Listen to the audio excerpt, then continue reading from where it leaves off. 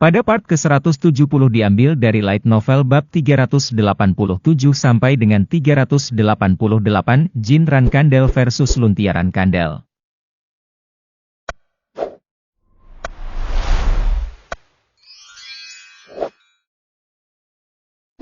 Arena berubah menjadi lanskap neraka, dengan gelombang api yang berkobar dengan ganas di sekitar dua orang di tengahnya.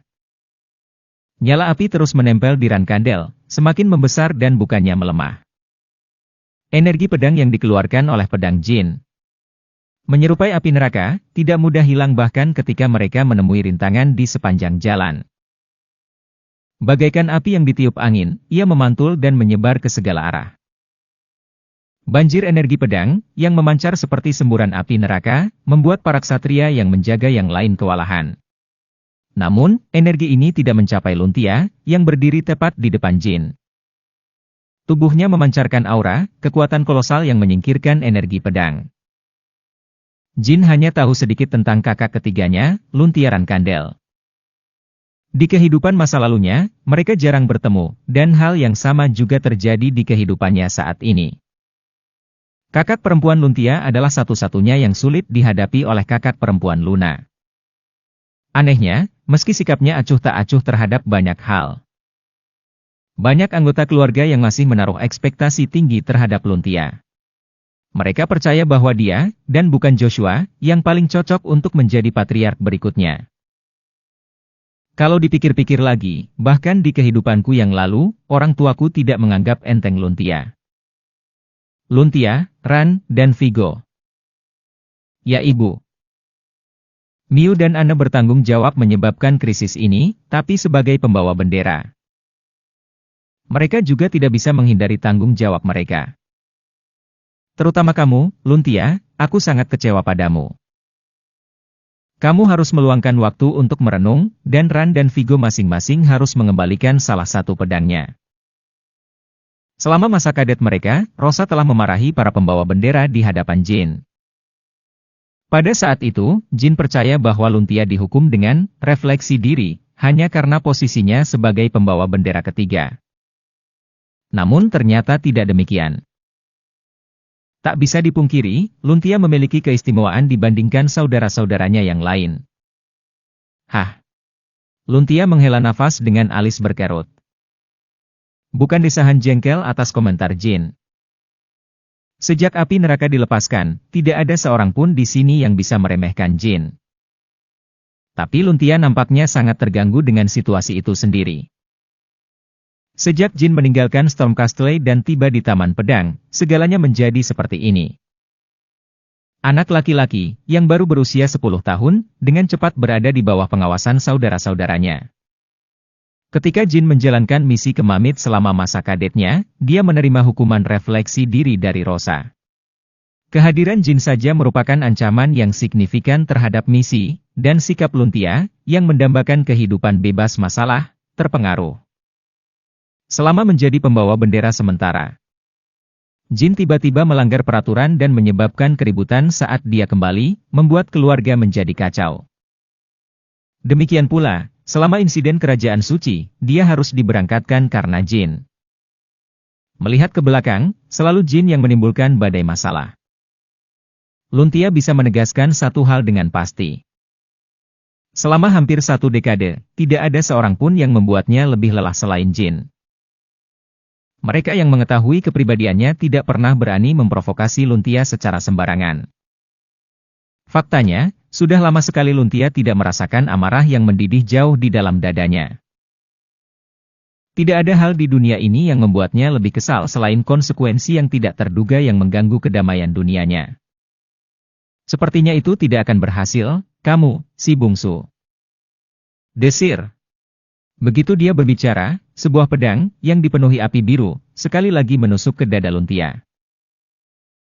Ada kontras antara Bradamante, yang membesar karena api, dan pedang tipis Luntia, Charles. Sekilas, pedang itu tampak seperti pedang tipis dan rapuh, siap patah kapan saja. Namun, saat berikutnya, saat Luntia menggunakannya, sepertinya itu mewakili fenomena yang tidak ada di dunia ini. Ini bisa digambarkan seolah-olah cahaya padat mengalir ke arah Jin. Mengayun. Ujung pedang Charles dengan akurat menembus pedang Bradamante. Bahkan bisa dikatakan bahwa sungguh ajaib bisa menembus sehelai benang yang turun dengan lembut di udara. Dorongan Luntia tidak diragukan lagi melampaui itu. Itu justru menembus bilah pedang, yang jatuh dengan kecepatan kilat. Bradamante dibelokkan ke sudut kanan, dan Jin bisa merasakan sensasi pergelangan tangannya akan patah. Inilah yang mampu dilakukan oleh pembawa bendera ketiga keluarga.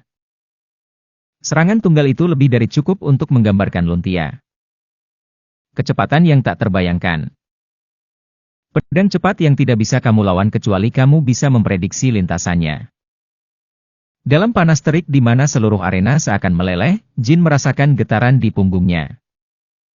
Saat dia berkedip sekali, dorongan berikutnya datang. Charles, yang tadinya menyerempet pipi Jin, kini berlumuran api, bukan darah. Dia merasa seolah-olah badai tiba-tiba terjadi di depan matanya. Sama seperti angin yang tidak terlihat, begitu pula dorongan Luntia.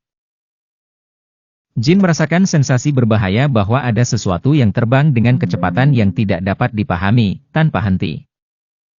Rasanya familiar. Itu adalah emosi yang selalu dia rasakan saat menghadapi lawan yang tangguh.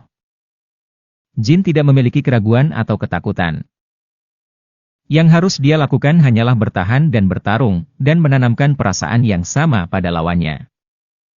Api di pupil mata Jin semakin membesar. Kamu tentu sangat brutal. Meretih. Charles terus menyentuh tubuh Jin, mengeluarkan percikan api di setiap kontak. Tapi sepertinya itu tidak cukup untuk menghentikanku. Ini mengecewakan, mengingat kamu bilang itu tidak akan berhasil.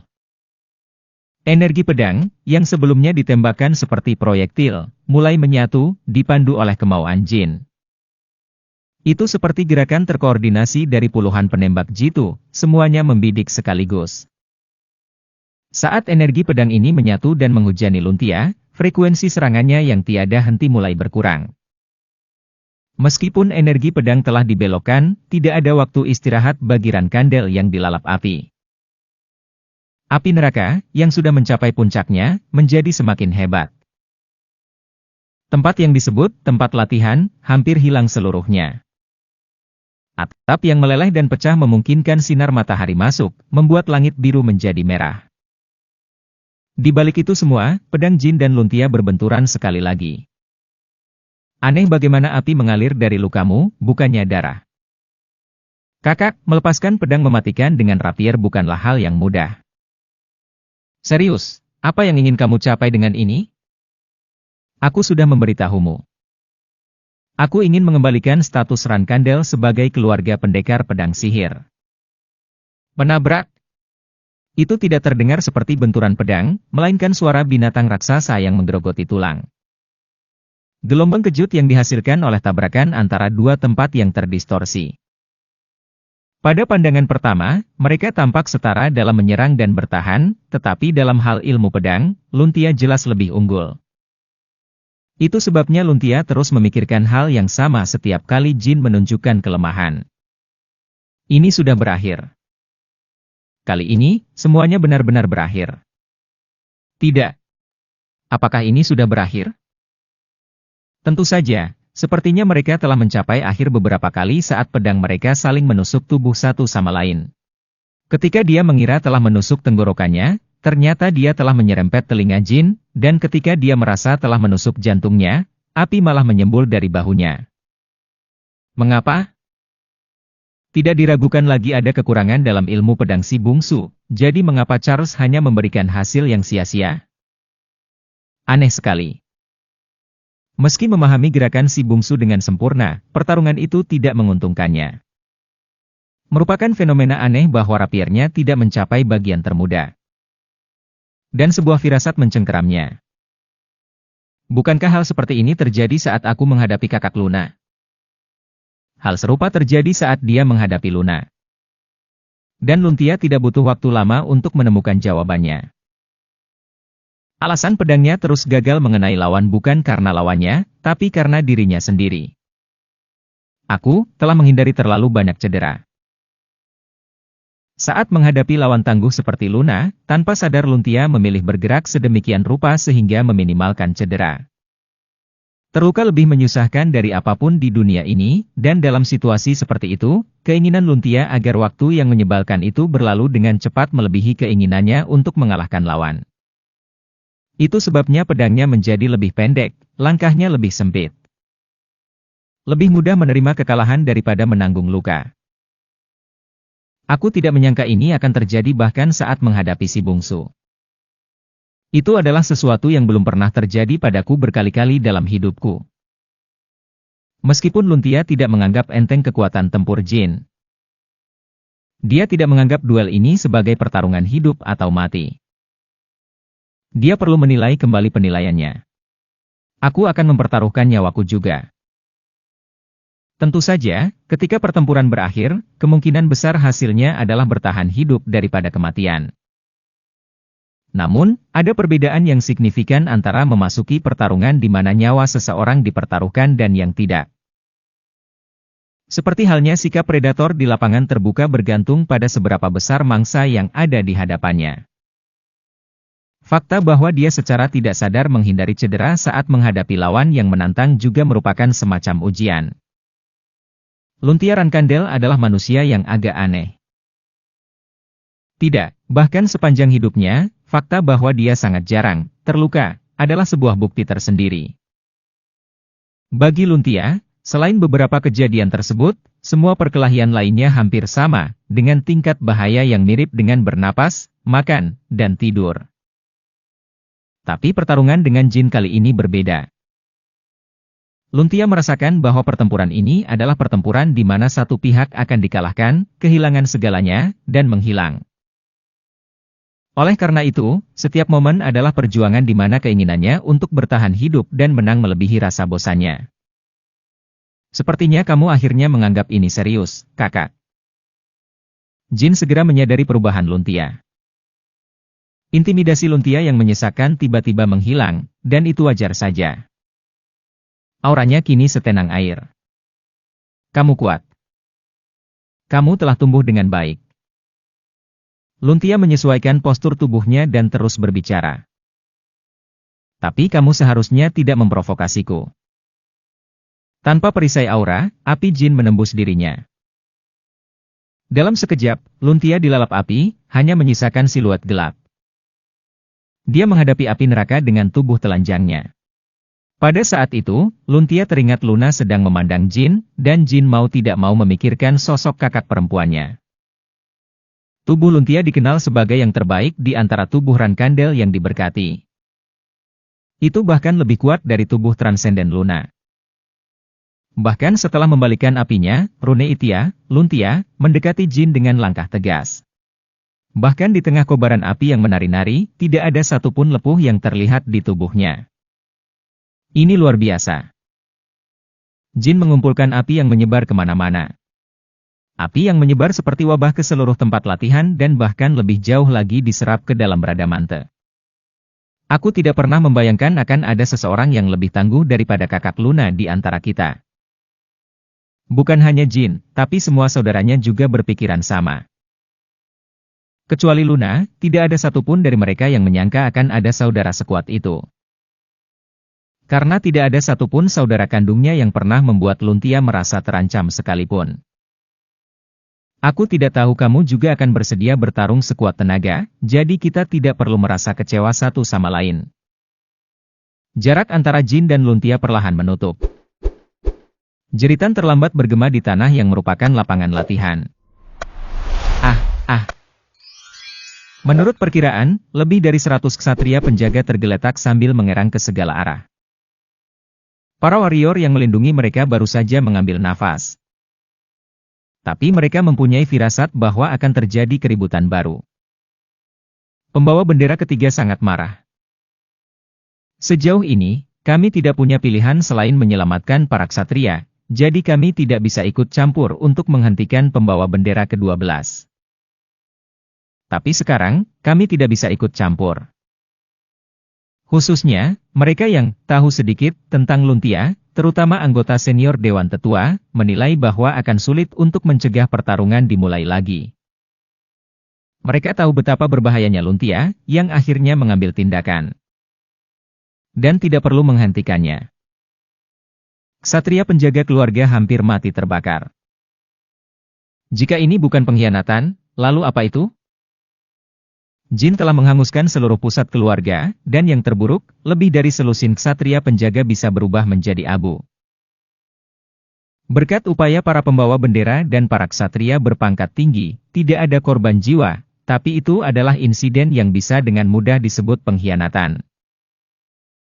Selain itu, mereka telah menyaksikan pernyataan berani yang tidak hanya mempertanyakan legitimasi keluarga namun juga melemahkannya dari sudut pandang Rankandels yang diserang. Tentu saja, Jin telah mengerahkan Helvire, berdasarkan penilaian bahwa pembawa bendera dan para ksatria teratas dapat melindungi ksatria penjaga secara memadai, dan ada situasi di mana Lin Milchano mendorong situasi tersebut dengan berbicara tentang unjuk kekuatan. Namun, hal itu tidak akan berfungsi sebagai mitigasi. Segala sesuatu ada batasnya. Mulai sekarang, yang harus ditunjukkan Jin hanyalah keberanian. Untuk membuktikan bahwa deklarasi pengembalian Rankandel ke keluarga pendekar pedang sihir bukan sekedar kata-kata. Dan untuk itu, tidak perlu disebutkan bahwa dia harus menang. Saat dia dikalahkan dalam pertarungan melawan Luntia. Betapapun berdampaknya kata-kata itu. Betapapun luar biasa tantangannya.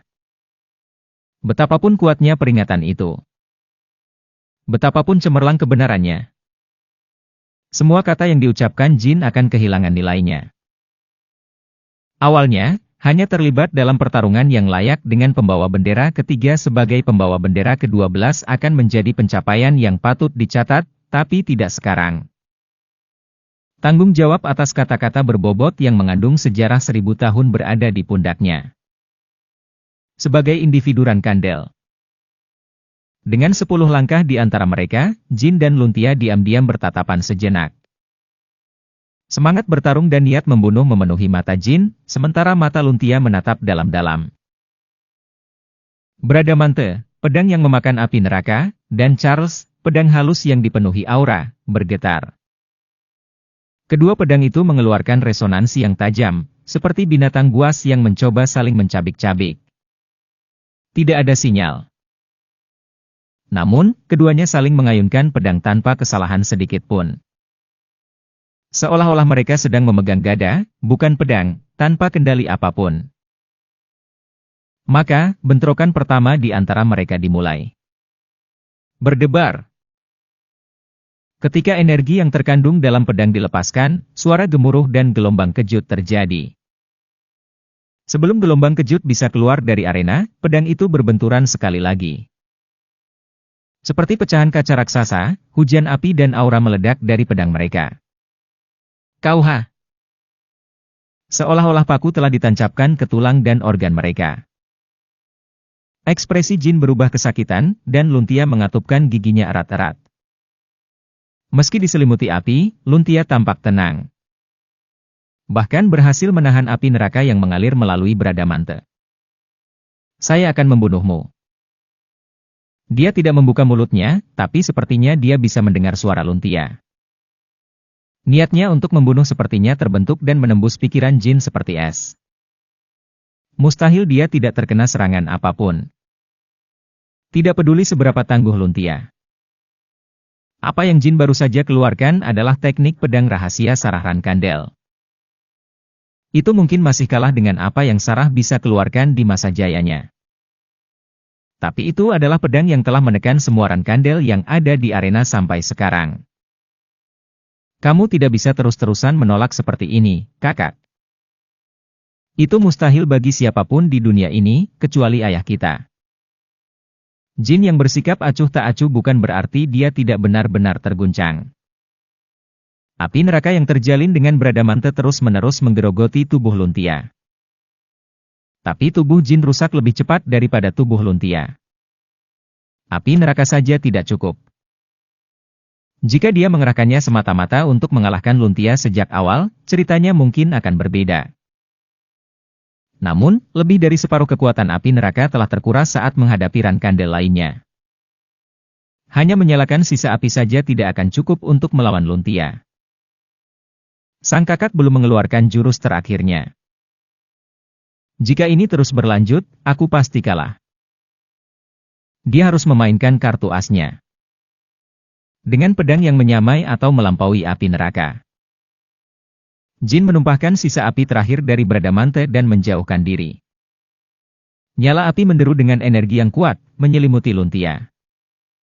Saat itu, Luntia menunjukkan tanda-tanda keraguan untuk pertama kalinya. Tapi itu hanya sesaat. Detik berikutnya, saat Luntia memancarkan auranya. Api neraka berubah menjadi bara api, memancarkan cahaya redup. Api yang mengelilingi Jin juga menghilang. Tubuhnya yang tadinya terbakar seperti api, kembali ke keadaan semula. Nafas Jin menjadi berat. Darah menetes dari bibirnya yang kering. Bahkan luka yang terbakar seperti api kini mengeluarkan darah, dan penampilannya yang mengejutkan sepertinya dia bisa pingsan kapan saja.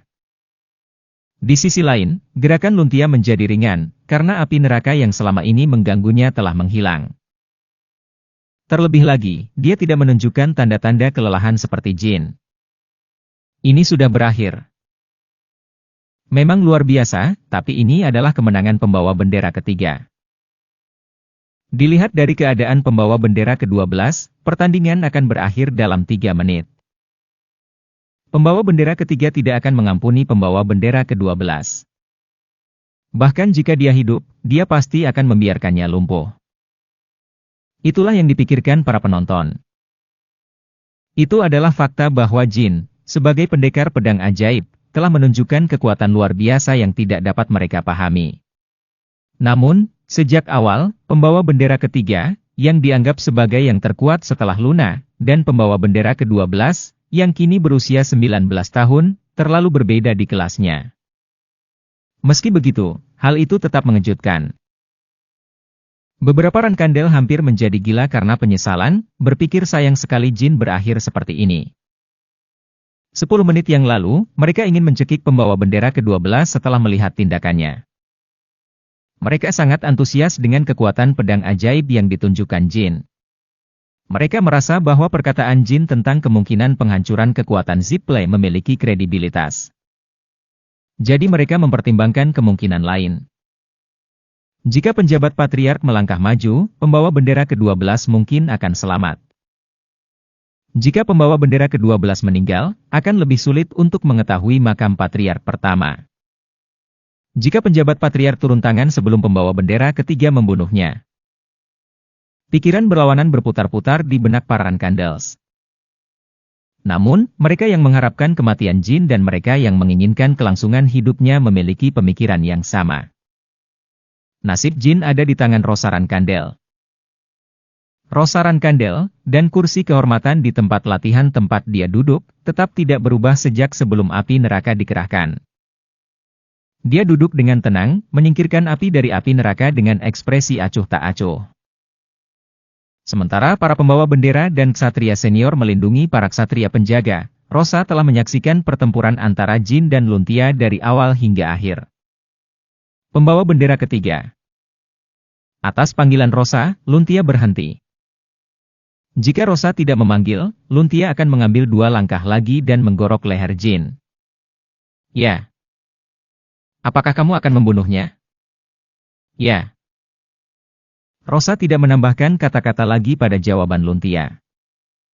Dalam keheningan, napas Jin yang terengah-engah terdengar sangat keras.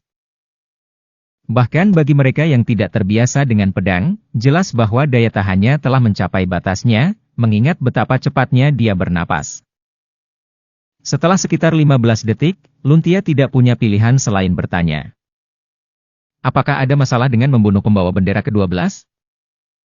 Saya ingin tahu mengapa Anda tidak mengatakan apapun. Mendengar ini, Rosa perlahan mengangkat kepalanya. Saya ragu, jadi saya berpikir. Keraguan apa? Saya merasa penasaran mengapa semua orang berpikir pertarungan sudah berakhir. Mendengar kata-kata Rosa, semua Rankandel mengalihkan pandangan mereka ke arah Jin. Dia masih terengah-engah dan berdiri sambil mendorong Bradamante ke tanah. Jin menghunuskan pedang baru. Bilah yang muncul dari sarungnya sepucat langit fajar. Pedang guntur, Sigmund. Pedang dewa suku legenda yang diwarisi Jin dari Dewi Pertempuran, Fan. Retak. Bilahnya, yang dipenuhi petir, mengeluarkan suara yang dalam dan tidak menyenangkan. Murid Rankandels yang melihat ini sangat takjub. Apakah dia masih memiliki kekuatan untuk bertarung? Setelah melepaskan pedang api gila itu beberapa saat yang lalu, apakah dia masih memiliki sisa energi? Tidak, penjabat patriark pasti sudah memeriksa fakta bahwa pembawa bendera ke-12 masih memiliki sisa kemauan. Daya tahannya saat ini tidak lagi dapat menopangnya. Jin tidak lagi memiliki kekuatan untuk bertarung. Bahkan jika dia melakukannya, itu tidak akan cukup untuk mengubah jalannya pertempuran. Itulah yang diyakini keluarga Rankandel. Hah! Kukira aku sudah menghancurkan segalanya, tapi masih ada satu yang tersisa. Akhirnya saat Jin membuka mulutnya, Luntia merasakan kulitnya merinding. Dia juga berpikir bahwa kata-kata Rosa berarti Jin masih memiliki sisa tekad. Bukan itu. Sepertinya hari ini saya harus menghancurkan sepenuhnya bahkan kursi kehormatan tempat ibu saya duduk agar pernyataan saya lebih bermakna. Setelah mendengar ini, keluarga Rankandel sekali lagi merasa kepala mereka seperti dipukul oleh palu yang berat, membuat indera mereka mati rasa. Pedang legenda, teknik pertempuran dewa, jurus ke-10. Pedang pemerintahan Raja Legenda, inisiasi. Mata Jin dipenuhi kilat. Tanah berputar dan menjadi gelap ketika kilat memancar keluar, membelah bumi yang hangus.